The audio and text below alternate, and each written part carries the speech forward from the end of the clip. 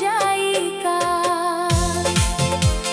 सांझ सकारे तोहरे सोची, भीजल नयनवा के बात न पूछी।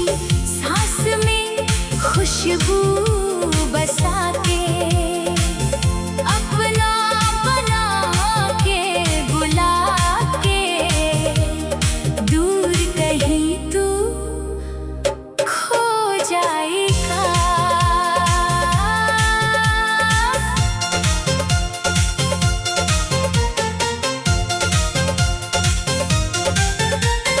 रंग गुलाबी होठवा तोहार लागे जैसे फुलवा के हार। हाथवा में हाथ धरा के साथी सपना सजा के, बीच भंवर में छोड़ जाएगा। तोहरे खातिर जग से लड़ब, दुख सुख हरदम साझे सहब। नेहिया के रीत निभा के, सातों जन्म के वादा के, कसम खा के मुकर जाएगा। बरखा बनी के तू बरस जा, सूखल मनवा में हरियर छा जा।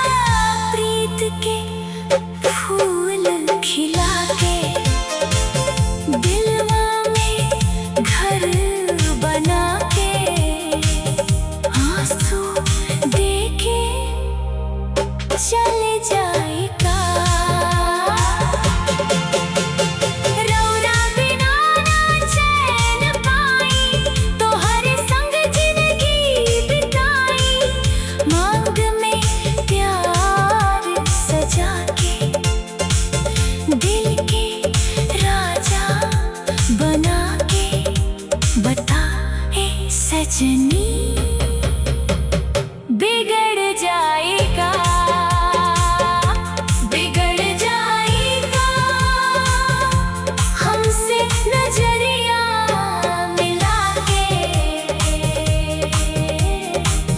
दिलवा के चैनवा चुरा के, हंसी के जादू चला के, सपना हजार सजा के, ए सजनवा बिगड़ जाए।